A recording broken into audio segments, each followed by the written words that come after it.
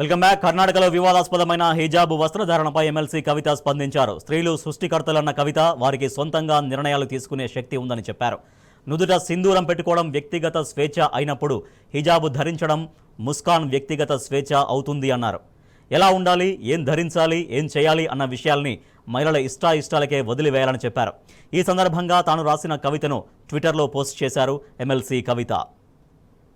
महिलाओं के साथ है, बहुत ही सालों से, सेंचुरीज से हमारे ऊपर जाती होते हुए आ रहा है और अभी 21वीं सदी में हम हैं, हमें मौके मिल रहे हैं पढ़ने के लिए, नौकरी करने के लिए, आगे बढ़ने के लिए। तो जब ये सारे मजहबी वाले बातें आ जाती है, इनको हवा दी जाती है, तो लड़कियों के अपॉर्चुनिटीज़ कम हो जाएंगे, लड़कियों की बढ़ोतरी रोक दिया जाएगा।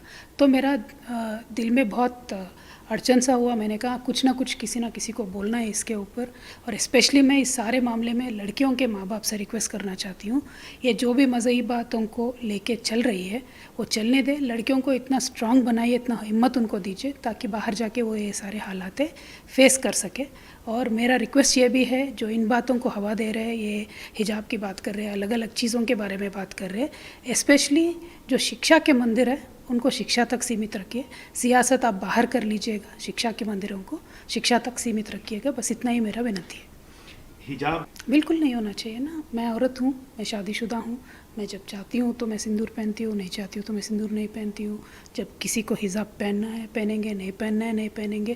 वो अपनी अपनी चॉइस की बात है, वो अपने घर में उनके चॉइस की बात है। लेकिन हमें एज अ सोसाइटी कोई भी हक नहीं बनता उनके अपने मामले में, पर्सनल मामले में दखल देने का। ये मैं मानती हूँ।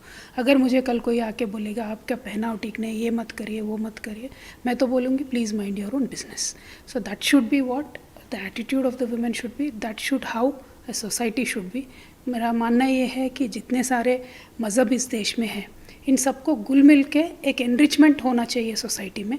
ऐसा नहीं होना चाहिए कि एक दूसरे के मज़हब में जो फ्लैश पॉइंट्स है, गलत पॉइंट्स है, उनको उठा दिया जाए, लेकिन जो राइट पॉइंट्स है उनको हाईलाइट करे और आगे चलते जाए। एक दूसरे में अच्छाई देखोगे तो अच्छाई दिखेगा, बुराई देखोगे तो बुराई दिखेगा। तो मेरा ये रिक्वेस्ट है कि ये जो यंगस्टर्स हैं जो अभी पढ़ रहे हैं, उनके दिल ख़राब करने से आने वाली सारी पीढ़ियाँ ख़राब हो जाएंगी और हमारे देश के डेवलपमेंट में ये सबसे बड़ा अड़चन हो सकता है। तो मेरा रिक्वेस्ट इतना ही है, स्कूल्स और कॉलेज में ये ज़रा फैलाइएगा मत। जो है सियासत का है वो बाहर कर लीजिए, अच्छा है, लेकिन लड़कियों के डेवलपमेंट को रोकने वाली ये बातें, आने वाले पीढ़ियों को मन खराब करने वाली ये बातें नहीं होनी चाहिए।